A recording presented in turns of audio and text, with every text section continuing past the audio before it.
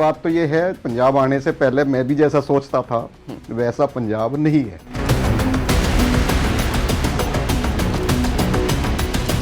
Social media पे जैसा पंजाब दिखाया जा रहा है, जिस प्रकार से सारा है, उसके बिल्कुल एक दूसरी जो ए और बी साइड होती है, वो ए साइड नहीं दिखाई जा रही है। वो समाज में, सारा देश में या बाहर भी, वो पंजाब की एक बी साइड दिखाई जा रही है, नेगेटिव साइड।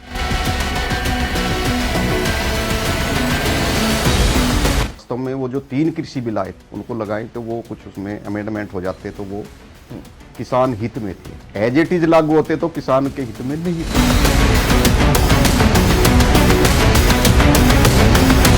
भारतीय किसान संघ ने मांग की थी और कहीं ना कहीं सरकार की भी चूक रही।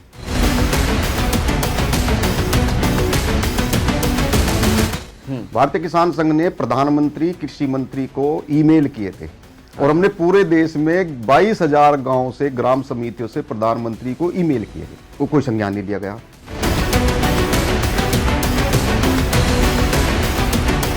पंजाब की लागत अलग है, हरियाणा की लागत अलग है, फिर क्षेत्रों की अलग अलग प्रकार की सबकी लागत अलग अलग है सारी। तो उस लागत के आधार पर वो सारा या तो क्लस्टर बनाया जाए या उस प्रकार से सारा यदि किया जाए तो तब जाकर वो लाभकारी मूल्य, उसका लाभ मिल पाएगा सारा। तो जब किसान संघ सरकार के साथ बैठा तो हमने मांग रखी, भाई किसान को जीएसटी फ्री होना चाहिए, भी उस पर नहीं लगना चाहिए सारा। यदि ये जो कंपनियां, बीज कंपनियां हैं, पेस्टिसाइड कंपनियां हैं, यदि ये चाहें, मान लिया नवंबर दिसंबर में हमने गेहूं की बिजाई करनी है और विदेशी कंपनियों में बायर हैं, ये कारगिल है, इन कंपनियों ने तय कर लिया भारत में इस बार गेहूं की बिजाई नहीं होने देनी और उन्होंने मार्केट में गेहूं का बीज नहीं उतारा, तो मैं ज्यादा बड़ी बात नहीं कहता हूं, 40 से 50% खेत अपने खाली रह जाएंगे।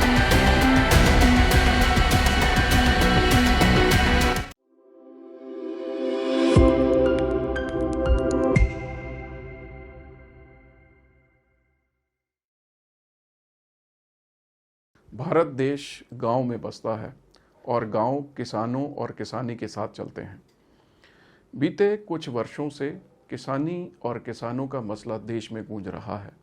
बहुत सारे किसानों के संगठन किसानों के हक में कार्य कर रहे हैं, लेकिन किसान अभी भी संतुष्ट नज़र नहीं आ रहे हैं। वजह कई हो सकती हैं, जिनमें से किसान कुछ के साथ सहमत होते हैं, कुछ के साथ संगठन उनका विरोध भी जताते हैं। इन तमाम विषयों के ऊपर बात करने के लिए आज हमारे साथ हैं भारतीय किसान संघ के पंजाब प्रांत के संगठन मंत्री श्री सुंदरलाल जी। सुंदरलाल जी, आपका बहुत बहुत स्वागत है। पिछले लगभग 1.5 वर्ष से आप पंजाब में कार्य कर रहे हैं।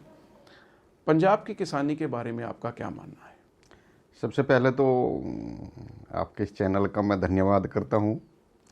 पहली बार कहीं कृषि पर पॉडकास्ट हो रहा है या चर्चा हो रही है किसानों के बारे में, खेती किसानी के बारे में, उसकी समस्या के बारे में हो रही। तो कहीं से शुरुआत हुई, आपके द्वारा शुरुआत हुई, तो बहुत बहुत धन्यवाद। और ईश्वर से आपके लिए प्रार्थना है, आपको सुख समृद्धि, यश और कीर्ति प्राप्त हो, ऐसा भगवान की तरफ से प्रार्थना है।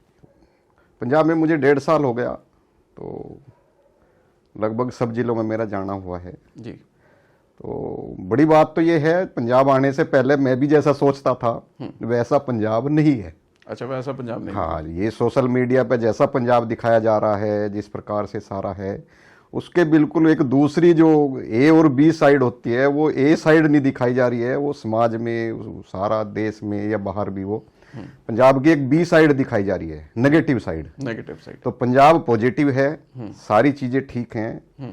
और वास्तव में जब सरकार खाद्य सुरक्षा बिल लाई पिछली सरकार इससे जी, तो पंजाब के भरोसे लाया गया जी। यदि पंजाब आज भी अन्न धन से अपने हाथ खींच ले तो सरकार की वो जो सुरक्षा गारंटी का जो बिल है वो अपने आप फेल हो जाएगा, सार्थक नहीं। तो देश के अन्न भंडार में सबसे बड़ा योगदान किसी का है तो पंजाब के किसान का इसमें। और दूसरा, पंजाब के किसान ने खेती को आधुनिक बनाने में भी सबसे बड़ा योगदान है। जितनी आधुनिक मशीनें, आधुनिक तकनीक से खेती करना, वो सारी जितनी सारी हैं वो सारी पंजाब से चलती हैं। आप ट्रैक्टर एजेंसियों की लगा ले, चाहे कंबाइन लगा ले, जो जितने कृषि यंत्र हैं, हाँ, खेती आधारित आर्थिकता। खेती आधारित जितने यंत्र हैं, जितनी सारी है, वो पंजाब शुरुआत करता है। पूरे देश में फिर उनका अनुसरण किया जाता है। और खेती की भी यही है, जो खेती का यहाँ है, जो उपज किसान पंजाब का किसान ले लेता है, वो पूरे देश में वो उदाहरण नहीं है। इस प्रति प्रकार का हेक्टेयर जो प्रति उपज ली हेक्टेयर का वो जाती जो है, सारा रहता वैसा है, नहीं वो सारा रहता है। जी। तो भारतीय किसान संघ किस मिशन के साथ पंजाब में कार्य कर रहा है? भारतीय किसान संघ पंजाब में नहीं है। मैं भारतीय किसान संघ थोड़ा उसका वो किस प्रकार से पूरे देश में काम करता है, उसका एक थोड़ा वो रहना चाहिए। जी हम सब जानते हैं भारत कृषि प्रधान देश है, जी और लिखित में भी लगाया जाए तो लगभग 10,000 साल भारत में खेती का जो इतिहास है, 10,000 साल तो लिखित में इतिहास है। और विदेशी यात्री आए, उन्होंने भी भारत की कृषि का वर्णन किया। फायान आया, ह्वेंसांग आया, मेगस्थीज आया, तो उन्होंने भारत की कृषि का अपनी जो उन्होंने वहाँ यात्रा वर्णन लिखा, उसमें उल्लेख किया है। ठीक। तो भारत सोने की चिड़िया जब बना, उस समय उद्योग नहीं थे। भारत सोने की चिड़िया बनाता तो केवल कृषि आधारित बनाता। यहाँ का कपड़ा, यहाँ के मसाले, यहाँ से सारा बना हुआ सामान, खाद्य सामग्री, वो पूरी दुनिया में व्यापार जाता था, व्यापार होता था। और वहां से वो यहाँ से अपना सामान ले जाता था और उधर से सोने की नाव भर के लाता था वो। बिल्कुल। तो इसकी क्वालिटी का, इसकी जो गुणवत्ता थी, वो दुनिया में कहीं नहीं थी। बिल्कुल। तो इस वजह से सोने की चिड़िया था। धीरे धीरे देश आज़ाद हुआ। आज़ादी के समय की हम सब जानते हैं, उस समय देश में खाद्यान्न की कमी थी। अमेरिका से अनाज आता था, उनकी शर्तों पर आता था, क्वालिटी भी उन्हीं की होती थी, शर्त भी होती थी, क्वालिटी भी होती थी, क्वालिटी भी उन्हीं के मुताबिक। तो वो हमने खाया है।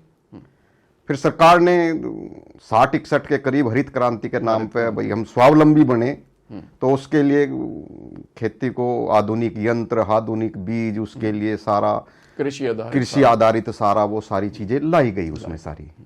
तो किसान ने मेहनत की, सरकार की योजनाओं के अनुरूप किसान ने मेहनत की, उसके बीज को अपनाया, उसके यूरिया को, पेस्टिसाइड, डीएपी सबको अपनाकर, और हम कहे तो हम 85 तक आते आते 15-20 साल में, 20-25 साल में हम लगाए तो हम आत्मनिर्भर हो गए थे।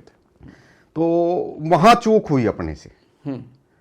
आत्मनिर्भर तो हो गए, तो डॉक्टर से जब हम दवाई लाते हैं, बीमार होते हैं, तो डॉक्टर एक अपने को बताता है भाई इतने दिन का आपका कोर्स रहेगा, परहेज भी रहेगा, दवाई इतने दिन खानी है, 15 दिन खानी, 20 दिन खानी। तो अपने कृषि वैज्ञानिकों से, जो डॉक्टर्स लोग थे, जो यूनिवर्सिटी आती है एग्रीकल्चर की, उनसे वहां चूक हो गई। उन्होंने उस दवाई को बंद करना भूल गए।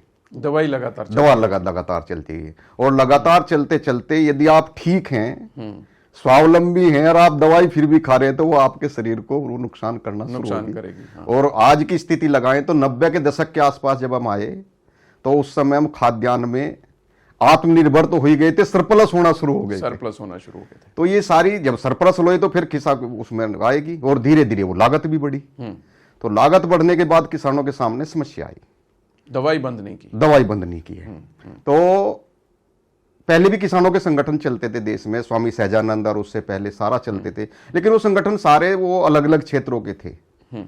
शेतकारी संगठन शरद जोशी ने महाराष्ट्र में चलाया, ऐसे छोटे छोटे थे, जगह जगह वो चलते थे। तो संघ में एक संघ के प्रचारक हुए दत्तोपंत ठेंगड़ी, महाराष्ट्र में उनका जन्म हुआ, विद्वान व्यक्ति थे, 12 साल राज्यसभा के सदस्य माने तो आरएसएस राष्ट्रीय स्वयंसेवक संघ में वो प्रचारक थे। और बहुत सारे संगठनों की स्थापना की, मजदूर संघ, विद्यार्थी परिषद, स्वदेशी जागरण मंच, ऐसा सारा किया। तो उनके मन में विचार आया किसानों का एक पूरे देश का संगठन होना चाहिए। अच्छा। तो उन्होंने इस बीच में वो काम किया, और मार्च 1979 में कोटा राजस्थान में उसने अपने समविचारी जितने किसान संगठन थे उनके प्रतिनिधियों को कोटा राजस्थान में बुलाया। 1-2-3 मार्च तक वो चिंतन किया गया। और इसमें सबसे बड़ा सौभाग्य की बात यह है, 600 किसान उस प्रतिनिधि जो आए थे 600 वहां, उसमें 1/3 पंजाब से थे उस समय। अच्छा जी। हाँ। तो ये बहुत बड़ी बात है। भारतीय किसान संघ की स्थापना के समय 600 प्रतिनिधियों में 1/3 प्रतिनिधि लगभग वो पंजाब से थे। अच्छा। तो पंजाब में बहुत अच्छा संगठन चलते थे उस समय, राष्ट्रवादी विचारों के चलते थे। तो वहां बैठकर 4 मार्च 1979 को भारतीय किसान संघ की कोटा राजस्थान में स्थापना की गई। तो 3 बिंदुओं को लेकर किसान संघ काम करता है। संगठनात्मक, रचनात्मक और आंदोलनात्मक। और एक लाइन दी गई है, किसानों का, किसानों के लिए, किसानों के द्वारा चलाया जाने वाला गैर राजनीतिक राष्ट्रवादी संगठन। किसानों का है, किसानों के लिए और किसानों के द्वारा चला जाएगा, किसानों के द्वारा चलाया जाएगा। गैर राजनीतिक।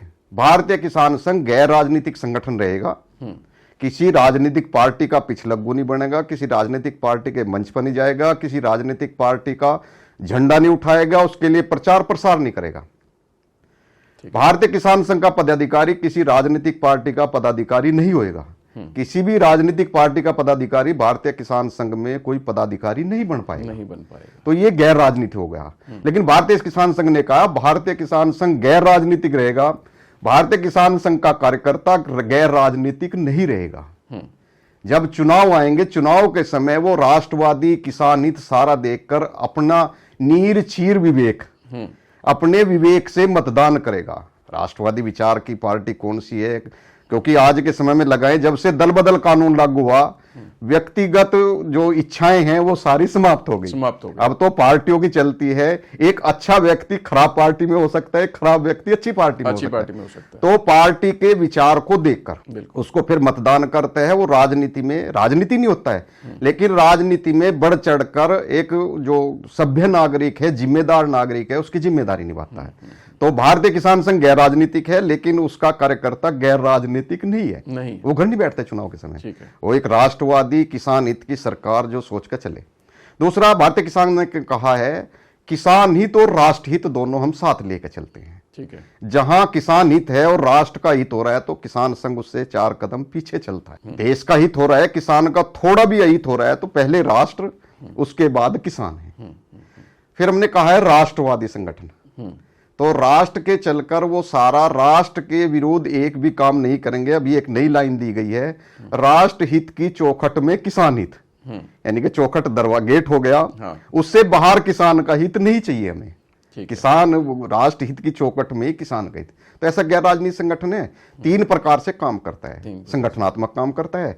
संगठनात्मक काम का मतलब है किसान संघ की सबसे छोटी इकाई ग्राम समिति है। ग्राम समिति से फिर ब्लॉक समिति होती है, फिर जिला होता है, फिर प्रदेश होता है, प्रांत होता है, फिर प्रदेश भी हो सकता है। राजस्थान बड़ा प्रदेश है तो उसमें 3 प्रांत बनाए हुए हैं। पंजाब है तो पंजाब एक ही है, हिमाचल है, ये सारा ये एक है।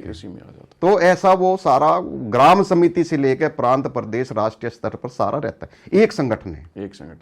और वर्तमान समय में यदि हम लगाएं तो भारतीय किसान संघ की 42 लाख सदस्यता हो चुकी है। हाँ, अभी 2024 में सदस्यता हुई थी। 27 में 3 साल में भारतीय किसान संघ मेंबरशिप करता है। 10 रुपए की मेंबरशिप है।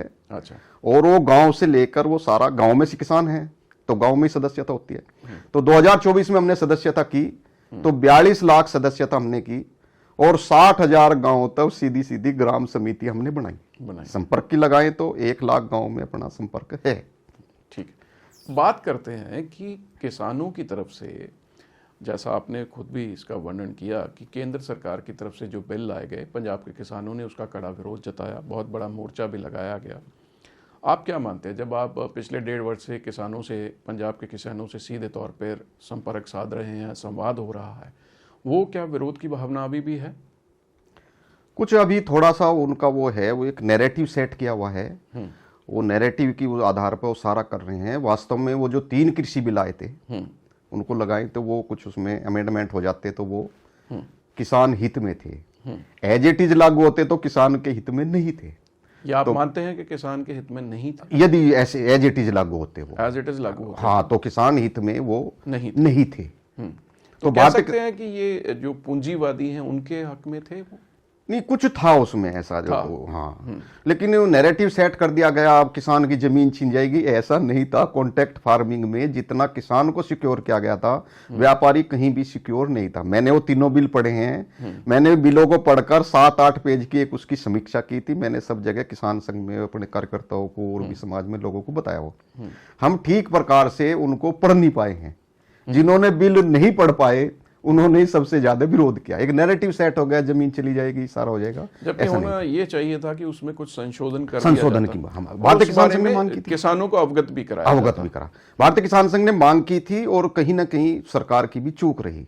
भारतीय किसान संघ ने प्रधानमंत्री, कृषि मंत्री को ईमेल किए थे और हमने पूरे देश में 22,000 गांव से, ग्राम समितियों से प्रधानमंत्री को ईमेल किए गए। अच्छा, हाँ। लेकिन उनका कोई संज्ञान नहीं लिया गया।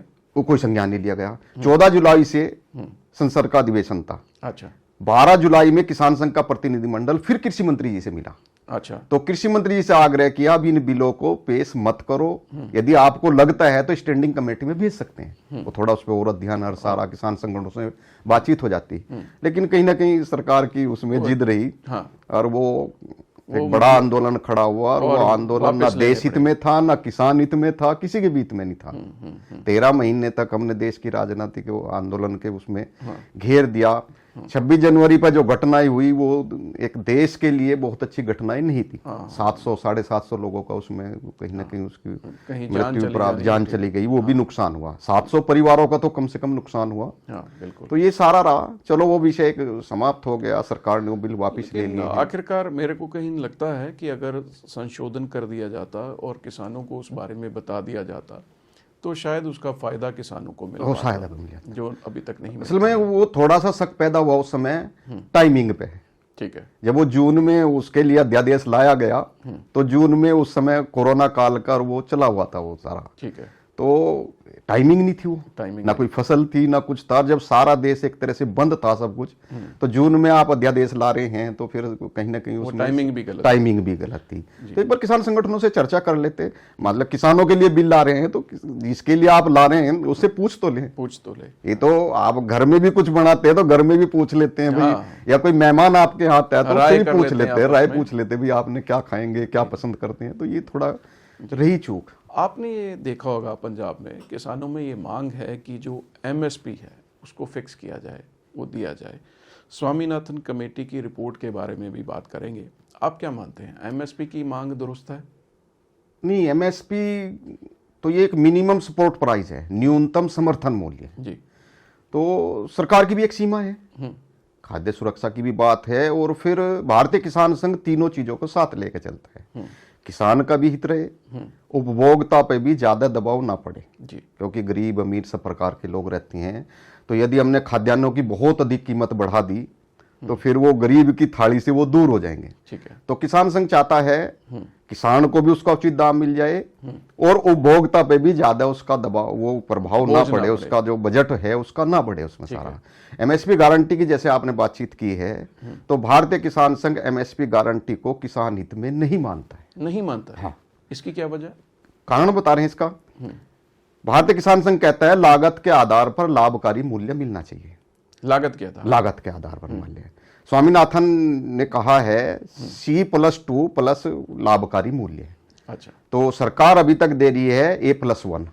अच्छा। तो उसमें कई सारी वो हैं, सरकार जो है उसकी जो पूंजी लगी हुई है किसान की, उसका ट्रैक्टर लगा हुआ है, वो सारा लगा हुआ है, उसका कोई वो नहीं देती है।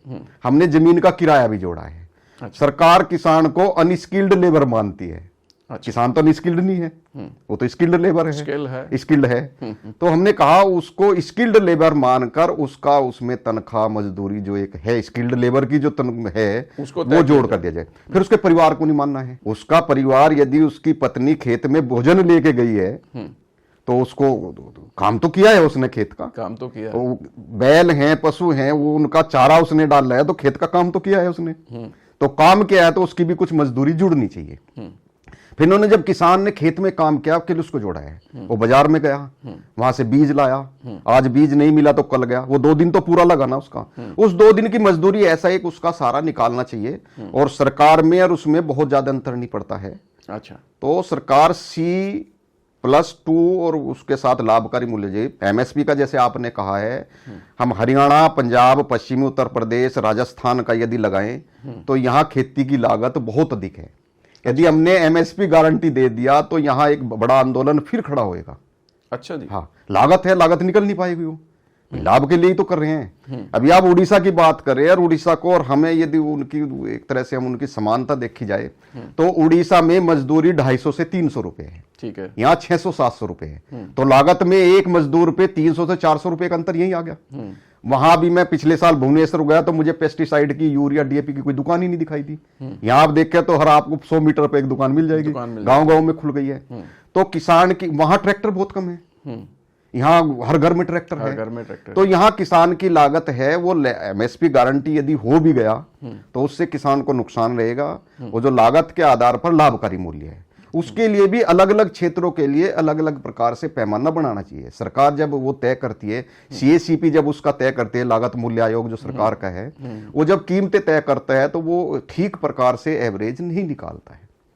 जैसा आपने बताया कि आपकी गणना कुछ अलग है। हाँ, तो पंजाब की लागत अलग है, हरियाणा की लागत अलग है, फिर क्षेत्रों की अलग अलग प्रकार की सबकी लागत अलग अलग है सारी।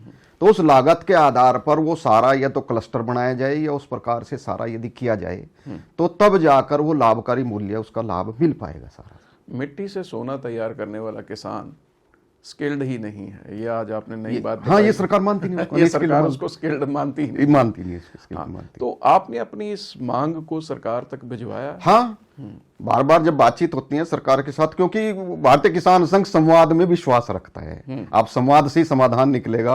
आप सड़क पे बैठ के, सड़क पर आप बैठ भी गए तो फिर भी आपने संवाद करना पड़ेगा। संवाद तो फिर भी संवाद से ही समाधान है। और भारतीय किसान संघ संवाद सरकार से करता रहता है। ये सरकार है चाहे दूसरी सरकार है, सब सरकारों से करता था। अब भारतीय किसान संघ बहुत लंबे समय से मांग कर रहा था। अटल बिहारी वाजपेयी जी, वो किसान क्रेडिट बिल था, उस पर 9% ब्याज था। तो किसान संघ की बहुत लंबे समय से मांग थी, ये ब्याज ज्यादा है।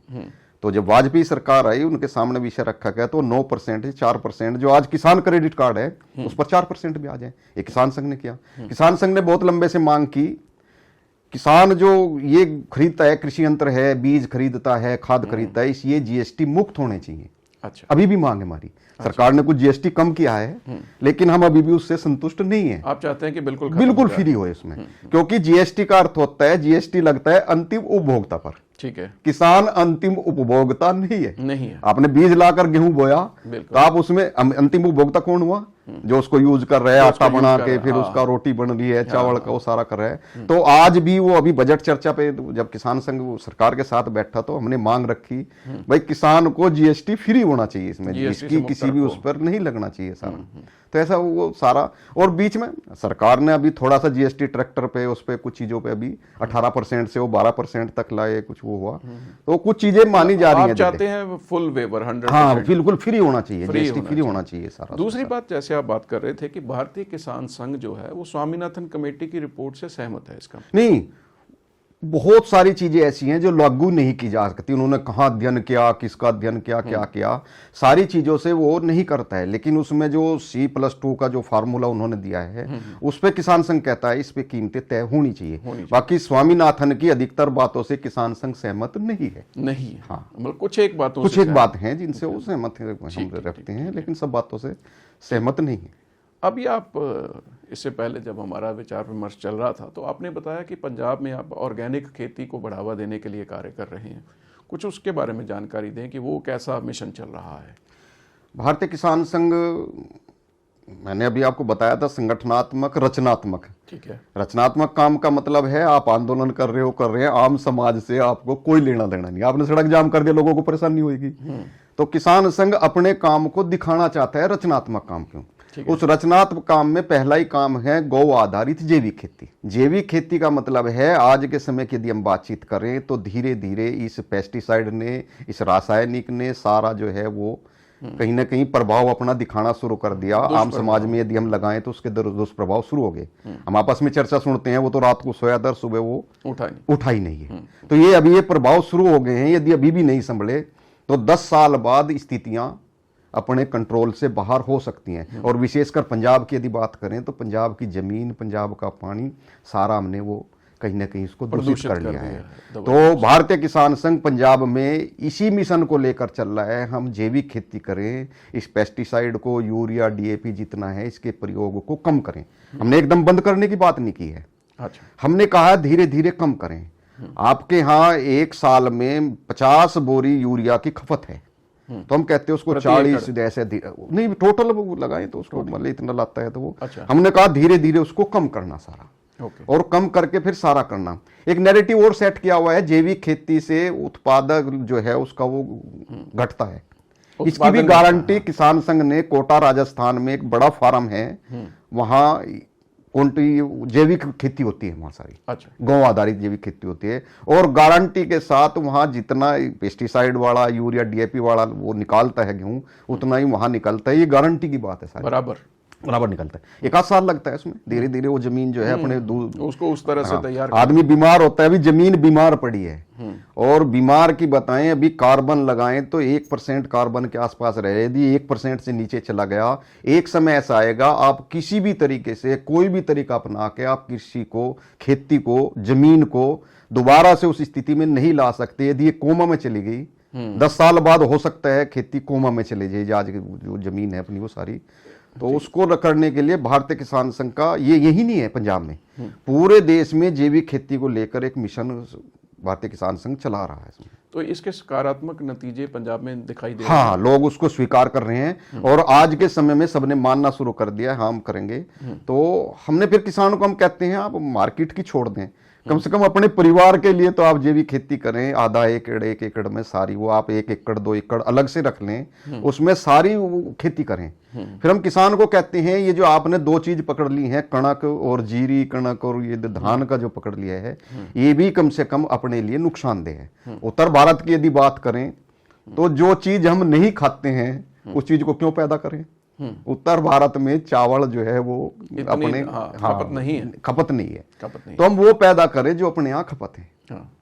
लेकिन एक आसान तरीका वो लगा लिया और कहीं ना कहीं जमीन का जो हमने पानी है उसका भी हमने वो बहुत बड़ा दोहन कर दिया है, से नीचे गिरा है। और ये यही नहीं है, आप यदि लगाएं तो देश के 50 से 60% जिले आज जल संकट में, उसमें तनाव में आ गए हैं। संकट नहीं कह सकते, तनाव में आ गए हैं, गिरते हुए दिख रहे हैं सारा। तो अब वाटर लेवल नीचे जाएगा, एक समय सारा ऐसा आएगा कि अपने को पीने का पानी भी नहीं मिलेगा। तो आज ये किसान संघ का एक मिशन है कि भाई हम यहाँ अधिकतर लोगों को उसमें अभी फरवरी मार्च में हम जैविक गोष्ठियां हर जिले में करने वाले हैं। उसको अच्छा, जैविक गोष्ठियां, हाँ, विशेषज्ञ बुलाते हैं, उसमें डॉक्टर्स लोग आते हैं वो सारा। और डॉक्टर्स लोगों के अलावा भी हम जो लोग जैविक खेती कर रहे हैं उनको बुलाकर मंच देते हैं, उनको सम्मानित करना, उनको अपना विषय नेशनल लेवल पर भी जब अपनी मीटिंग होती है तो जो जैविक खेती कर रहे हैं उनको मंच दिया जाता है और मंच पर वो अपना विषय रखते हैं, समाज में उनका वो सारा एक उदाहरण पेश कर। चलिए, इस सारी वर्किंग के दौरान कहीं ना कहीं आप किसानों को समझा पाने में सफल हो रहे हैं कि अगर जो वो 3 खेती बिल थे अगर उन्हें संशोधित कर दिया जाए तो वो किसानों के फायदे में साबित हो सकते हैं, ये बात बताई जा रही है। नहीं, वो कृषि बिलों की अभी वो चर्चा नहीं होती है, लेकिन कहीं पूछते हैं तो वो सारा उसको बताते हैं। आज भी यदि लगाएं तो उन बिलों की आवश्यकता थी और मुझे नहीं लगता कोई सरकार अब उस हिम्मत जुटा पाएगी दोबारा से इस प्रकार के बिल लाने की, कोई सरकार हिम्मत जुटा पाएगी। कॉन्ट्रैक्ट फार्मिंग का जैसा विषय है वो बहुत पहले से है। गन्ना यदि आप लगाएं तो गन्ने की फसल चाहे यहाँ है, चाहे महाराष्ट्र में है, चाहे हरियाणा में है, चाहे उत्तर प्रदेश में, वो कॉन्ट्रैक्ट फार्मिंग है। मिल से साथ कॉन्ट्रैक्ट होता है, भाई इतने कुंटल गन्ना लेना है तो वो चलती है पहले सारा।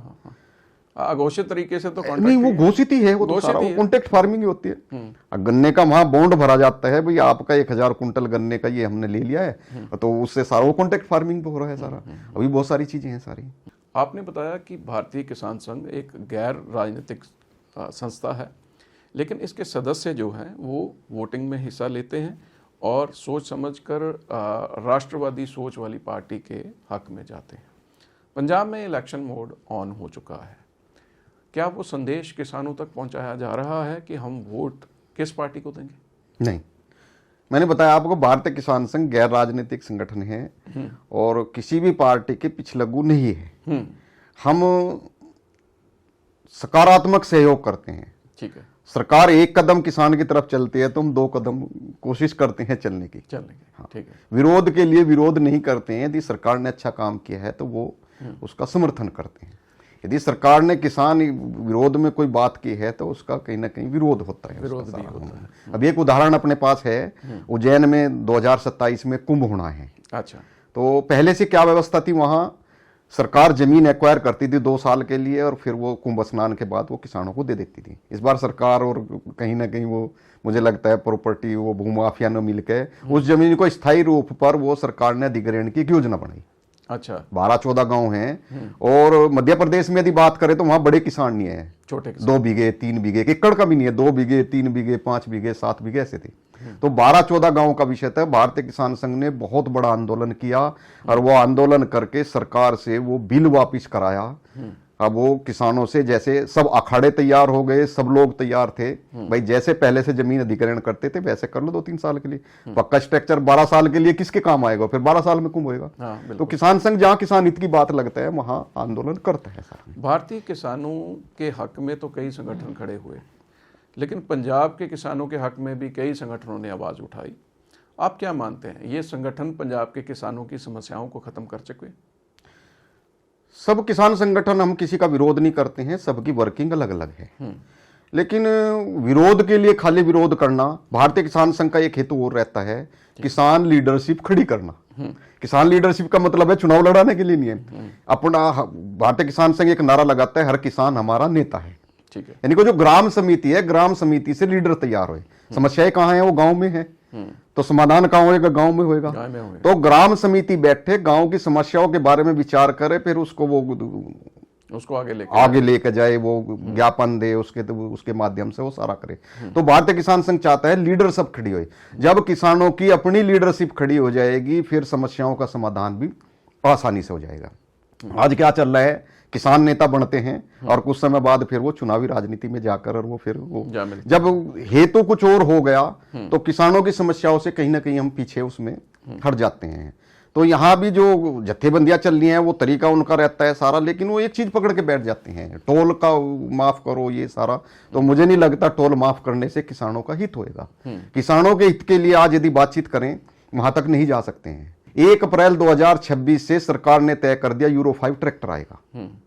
यूरो 5 ट्रैक्टर का मतलब है वो सारा सेंसर होएगा, उसकी चाबी तो, उसकी लाइट तो, उसका स्टीयरिंग तो, उसके ब्रेक तो, सारा। भारत में वो कामयाबी नहीं है। हमने उससे बातचीत की, फिर हमने ऊपर अपने केंद्र में बातचीत की, तो उस विषय को बहुत गंभीरता से हमने उठाया। यूरो 5 ट्रैक्टर यदि आता है तो किसान के वो मतलब का नहीं रहेगा। अभी तो किसान क्या है, ट्रैक्टर लिया और ट्रैक्टर गांव में मिस्त्री ने ठीक किया, खेत में ठीक किया। यदि यूरो 5 ट्रैक्टर आ गया तो वो एजेंसी में आएगा। एजेंसी में आएगा तो 4-5 दिन लगेंगे, उसकी लेबर घर तो बैठेगी नहीं 4-5 दिन। तो कहीं ना कहीं किसान को नुकसान होगा, किसान की लागत उसमें कम होगी। अभी एक बहुत बड़ा विषय किसान संघ और उठाता है, बीजों का विषय। किसान संघ चाहता है बीजों पर सारा अधिकार किसान का होना चाहिए। आज अधिकार किसका है? भारतीय विदेशी कंपनियां हैं, जो बड़े कॉरपोरेट कंपनियां हैं, उनका किसान के बीज पर अधिकार हो गया। और मैं एक चीज और बार बार किसानों के बीच में भी कहता हूं, आपके माध्यम से मैं कह रहा हूं, यदि ये जो कंपनियां, बीज कंपनियां हैं, पेस्टिसाइड कंपनियां हैं, यदि ये चाहते भारत को बर्बाद करना है, क्योंकि आज भी भारत कृषि प्रधान देश है, आज भी 60% आबादी जो है वो खेती और खेती से जुड़े उद्योगों पर आधारित है।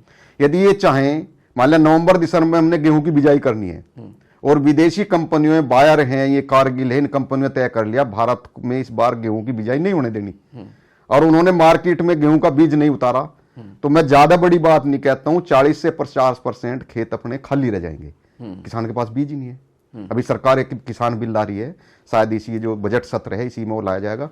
भारतीय किसान संघ उसमें चर्चा की गई है, उसमें भी किसानों का देसी बीज, भारतीय जो देसी बीज हैं उनको उन्नत किया जाए। ये जो हाइब्रिड बीज आ रहे हैं, हाइब्रिड बीज जो है ये ना किसान हित में है ना स्वस्थ के हित में है। एक हर साल बीज लाना पड़ेगा आपको, तो एक लागत बढ़ गई। पहले क्या होता था, यदि अब से 20, 25, 30 साल पहले की बात करें तो किसान एक बार बाजार से कोई बीज लिया तो बार बार उसी को अपने घर में संरक्षित करता था और बार बार उसी को चलाता था। उसके आगे भी जाके सरकार ने फिर क्या किया, GM बीजों की तरफ सरकार चली गई है। बीटी कपास लाई, बीटी बैंगन लाई। बीटी कपास जब आया तो उसमें 2-3 साल उसने अच्छी यील्ड दी अच्छी, लेकिन धीरे धीरे वो उसने अपना रंग दिखाना शुरू किया। और आज बोने के साथ ही जैसे बच्चा पैदा होता है और उसको उसमें रखा जाता है, नर्सरी उसको बोलते हैं, उसमें रखा है, और देसी भाषा में कहें तो उसको कहते हैं मशीन में रखा हुआ है। तो जैसे ही बीज, क्योंकि वो बीमार बीज है, जमीन पहले से बीमार है, बीज भी ऊपर से बीमार हो गया, तो पौधा जैसे ही वो जमीन से ऊपर निकलता है उसको पेस्टिसाइड और उसकी दवाई की वो सारी जरूरत पड़ती है उसमें सारी, और वो दवाई आधारित रहता है, फिर यील्ड उसकी नहीं बढ़ती है। तो भारतीय किसान संघ जीएम बीजों का ये जितनी बीटी कपास बीटी बैंगन है इनका विरोध करता है। इसका मतलब वही हुआ कि 85 में जो दवा बंद करनी चाहिए थी, हाँ, वो नहीं की, वो कहीं ना कहीं अपने से चूक रही है। हाँ, वो चूक रही है और भी असर दिखा रही है। दूसरा एक चीज और है, आज भी देश के जो कृषि वैज्ञानिक हैं, चाहे आईसीआर है, चाहे जितनी बड़ी यूनिवर्सिटियां हैं, उनसे यदि आप उनकी बातचीत करें, वो किसी बीज को यदि उन्होंने कोई नया बीज बनाया तो उसके बारे में क्या बताते हैं, यील्ड बढ़ेगी इसकी, उत्पादन की बात कर रहे हैं। और यदि आंकड़ा आप देखें, आज के समय में यदि आप आंकड़ा देखें तो आज 2026 में हम हैं, तो 2030-35 में जितना हमने अन्न चाहिए उतना हमने 26 में पैदा कर दिया। हाँ। तो उसका फायदा कोई नहीं है, उसका फायदा कुछ नहीं है। सरप्लस चीज जब होती है वो फिर उसकी वो कदर नहीं रहती है, एक तरह से कहें तो उसका जो उसकी होनी चाहिए वो नहीं होएगी। तो एक लिमिट होनी चाहिए। दूसरा ये है कि चाहे आप दूध की बात कर लें, चाहे गेहूं की बात करें, चाहे चावल की करें, किसी भी प्रकार की यदि बात कर ले, चाहे मानव की क्षमता की बात कर लें, तो एक स्थिति ऐसी होती है, एक स्थिति के बाद आपकी गुणवत्ता घटती चली जाएगी। आप 4 घंटे में जितना काम करेंगे तो 5वें 6ठे 7वें 8 घंटे के बाद आपकी जो काम करने की क्षमता है वो डाउन होती चली जाएगी। तो फसल की यदि बात हम करें, तो गेहूं की यदि बात करें तो गेहूं में कितना लेना चाहिए हमने, 40 मन 50 मन 60 70 80 मन तक हम जा लिए। तो जैसे जैसे उसकी यील्ड बढ़ती चली जाएगी वैसे वैसे उसकी गुणवत्ता कम हो जाएगी। हम बार बार कृषि वैज्ञानिकों से आग्रह करते हैं इसको यहीं रोक लो, अभी हमने अनुत्पादन कर दिया है, इसकी क्वालिटी कैसे बढ़े, क्योंकि ये खाने की चीज है सारी। यदि गेहूं में क्वालिटी नहीं है, आपके धान में क्वालिटी नहीं है, आपके सेब में क्वालिटी नहीं है, आपके फलों में, फ्रूट्स में, ड्राई फ्रूट्स में आपकी क्वालिटी नहीं है, तो उस उत्पादन का क्या करना हमने। और अभी भी लगाएं तो जो गरीब से गरीब दुनिया में देश हैं, आपके वो गेहूं को, आपके चावल को वापस कर देते हैं। वो गरीब हैं लेकिन खाने में हमसे ज्यादा वो सचेत हैं। तो भारतीय किसान संघ भी और अपना विचार भी ये रहता है, अब हमने उत्पादन को बढ़ाने के बजाय हमने अब गुणवत्ता पे ध्यान देना चाहिए। हो गया सारा बहुत। यदि हमने उसको कम भी लाना पड़े तो उसको वापिस ले आए, लेकिन जब तक गुणवत्ता नहीं बढ़ेगी तो उसकी अन्न की वो कोई वैल्यू नहीं रह पाएगी। सारी चलिए, सारी बातें हो गई, फसल के बारे में भी हो गई, किसानों के बारे में भी हो गई। किसानों की ऋण माफी को लेकर आपका क्या अभिप्राय है? भारतीय किसान संघ ऋण माफी के पक्ष में नहीं है, नहीं, किसी भी प्रकार की उसको राहत की बात वो नहीं चाहता है। बस उसका एक समाधान कर दें, उसकी फसल ठीक प्रकार से बिक जाए, लागत के आधार पर उसको लाभकारी मूल्य मिल जाए।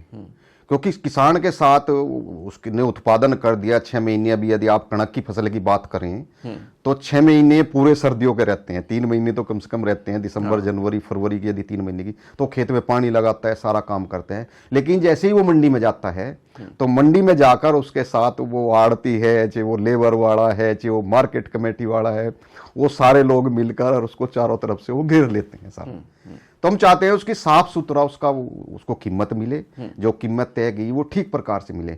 आज भी यदि बात करें, एमएसपी है पंजाब हरियाणा में तो चलो लगाएं तो यहाँ सारा अभी एमएसपी पर 2 फसलें तो खरीदी जा रही हैं, धान और ये। लेकिन उसमें भी आप लगाएं तो उसके साथ कहीं ना कहीं वो कच्चा बिल पक्के बिल के वो जो होता है वो सारा वो रहता है। तो ये सरकार की जिम्मेदारी बनती है किसान को उसकी लागत के आधार पर लाभकारी मूल्य, और जो मूल्य सरकार ने तय किया कम से कम वो तो ठीक प्रकार से उसको मिल जाए। आपने कहा कि एमएसपी का आप कहीं ना कहीं विरोध करते हैं, लेकिन हमारी राज्य सरकार जो है उनका ये कहना है कि हम 2 फसलों के अलावा हम और फसलों को भी एमएसपी में शामिल करने जा रहे हैं। इसे आप ठीक कदम मानते हैं? नहीं, वो खरीद रहे हैं, कुछ फसलें तो ऐसी है जिनकी एमएसपी से ज्यादा वो बाजार में अपने आप ही बिकती है, अपने आप बिक जाती है। उसको जरूरत नहीं है। लागत की हम वो कह रहे हैं ना, ये एमएसपी को छोड़ के आप यदि लागत के आधार पर लाभकारी उसका मूल्य देंगे तब जाकर किसान को लाभ होगा सारा। ठीक, सुंदरलाल जी, आपने बहुत अच्छी बातें और अंदर की बातें आज हमारे दर्शकों के साथ साझा की हैं।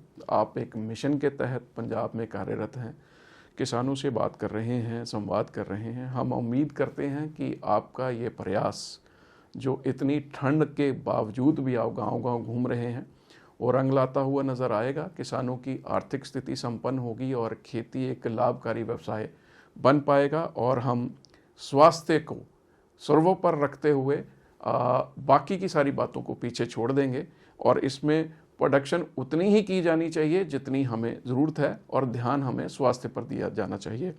हम ये शुभ इच्छाएं हमारी आपके साथ हैं कि आप अपने इस मिशन में सफल हों और किसानी लहराती हुई नजर आए।